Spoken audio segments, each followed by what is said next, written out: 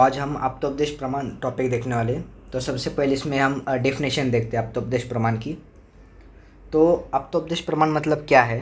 तो the advice और teaching given by N आप्त, मतलब जो ऑथेंटिक और ट्रस्टवर्दी पर्सन होते हैं वो इज कॉल्ड आप्तोपदेश।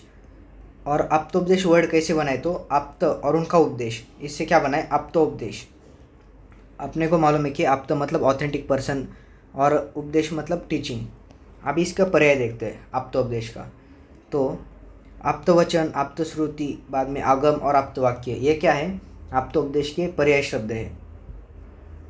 अभी इंपॉर्टेंस देखते, तर्क संग्रह में आप्तोपदेश का क्या इंपॉर्टेंस बताया है। तो in the 3 main sources of knowledge, जो 3 मेन सोर्सेस ऑफ नॉलेज है तर्क संग्रह में जो बताए हैं, उसमें आप्तोपदेश जो है वो सबसे पहले मेंशन किया है।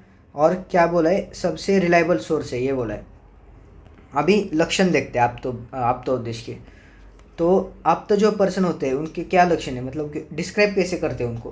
तो जो आप्त पर्सन होते हैं वो फ्री होते हैं रज और तम से, मतलब रज और तमोगुण से फ्री होते हैं। और बाद में उनको ऐसा नॉलेज मिला है कि जो डीप तपस्या करके और विजडम से, और उनको अनऑब्स्ट्रक्टेड नॉलेज मिला है, मतलब पास्ट प्रेजेंट और फ्यूचर का पूरा नॉलेज है उनको। और उनका पावर भी बहुत अच्छा है नॉलेज का, कभी रुकता नहीं या फिर फेल नहीं होता। अब एग्जाम्पल देखते हैं। ब्रह्मा जी को क्या बोला है? आप्त बोला है आयुर्वेद में, मतलब फर्स्ट टीचर ऑफ आयुर्वेदा उनको बोलते हैं हम।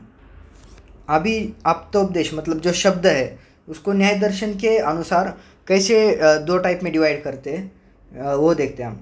तो सबसे पहले दृष्टार्थ और अदृष्टार्थ। दृष्टार्थ मतलब प्रत्यक्ष और अदृष्टार्थ मतलब ईश्वर जो नहीं दिखते वो आसानी से वो।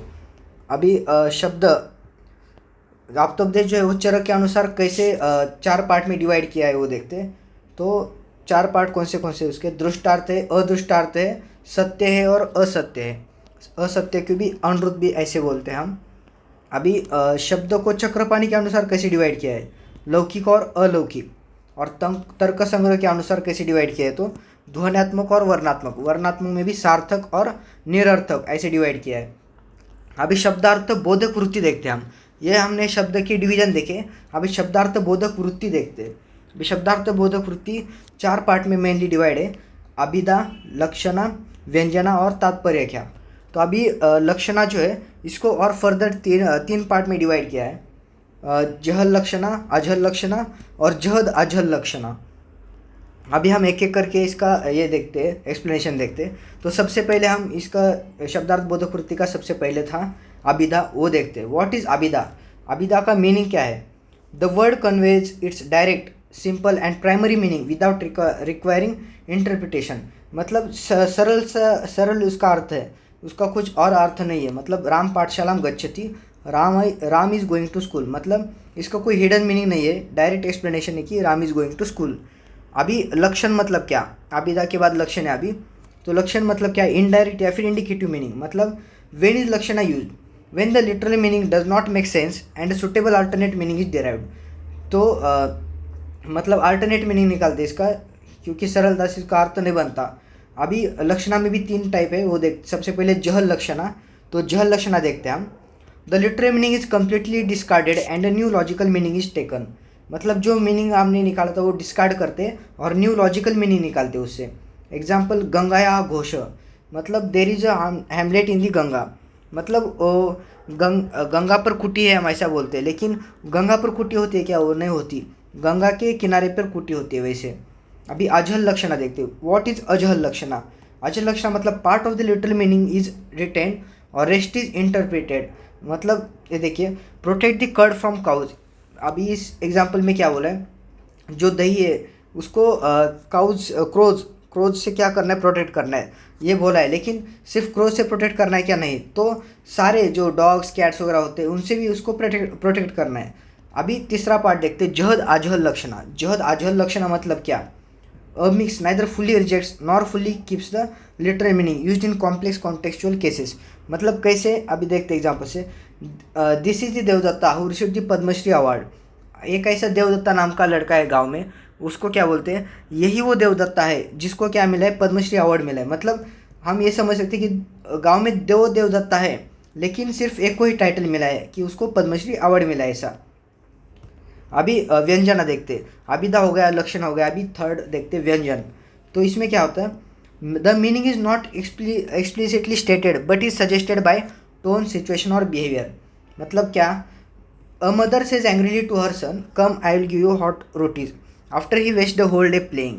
मतलब वो एक मदर जो रहती है वो अपने बच्चे को बोलती है कि पढ़ाई कर, लेकिन वो पढ़ाई नहीं करता, वो क्या करते हैं दिन भर खेल कूद के टाइम पास करता है, और बाद में जब वो माँ से रोटी मांगता है तो माँ क्या बोलती है उसको, इधर मैं तुझे रोटी देती हूँ।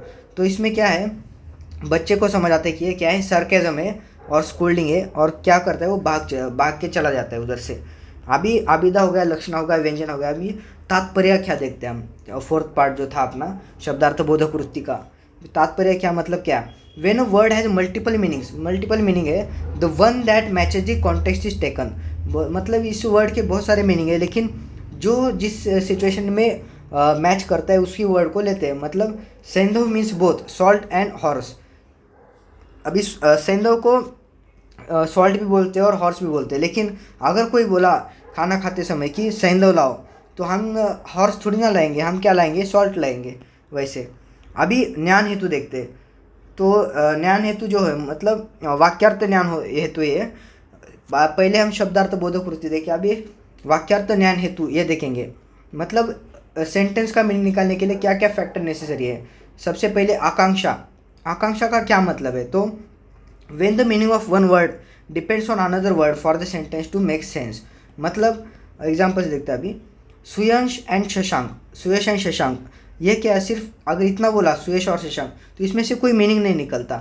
लेकिन अगर हमने पूरा पढ़ लिया कि सुयश और Shashank are going to school, तो इससे क्या पता चल रहा है, सुयश और शशांक दो लड़के हैं और ये क्या जा रहे हैं, स्कूल को जा रहे हैं। तो ये क्या हो गया, आकांक्षा हो गया। अभी योग्यता देखते हैं, आकांक्षा हो गया, अभी योग्यता देखते हैं। योग्यता मतलब क्या, the sentence must be logically and contextually possible in real life. मतलब कोई लॉजिकल सेंटेंस होता है वो योग्यता है। मतलब आई इरिगेट यूजिंग फायर, मतलब मैं क्या करता हूँ, आई इरिगेट यूजिंग फायर, मतलब इसका क्या होता है, मैं अग्नि से सिंचन करता हूँ। मतलब मैं अग्नि से क्या करता हूँ, जो लैंड वगैरह है उनको पानी देता हूँ। ये ऐसा मीनिंग, ये ग्रामेटिकली तो करेक्ट है लेकिन लॉजिकली इम्पॉसिबल है ना ये, तो ये क्या हो गया, योग्यता हो गया। अभी सन्निधि देखते हैं, सन्निधि मतलब क्या, व्हाट इज सन्निधि इन सेंटेंस कॉम्परेशन। मतलब वर्ड्स मस्ट बी स्पोकन और written close together for the listener to understand the meaning properly. मतलब क्या होगा, अभी सिर्फ द काउ ऐसा बोलकर अगर रुक गए तो उसका कुछ मीनिंग नहीं निकलता, लेकिन द काउ इज़ कमिंग ऐसा मीनिंगफुल बोले तो समझ में आता है कि इसका क्या मीनिंग है। वो क्या हो गया, सन्निधि हो गया। और तात्पर्य क्या, ये क्या है, तो जैसे पहले देखे तो वैसे ही है, when a word has multiple meanings the context help us pick the right one. मतलब वो जो सेंधो का लिया था ना हमने एग्जाम्पल, वही है कि इस डिनर के समय अगर सेंधो लाओ बोला तो सॉल्ट लाएंगे और हॉर्स नहीं लाएंगे। तो ये अपना अब तो उपदेश टॉपिक इधर कंप्लीट हो गया। Thank you.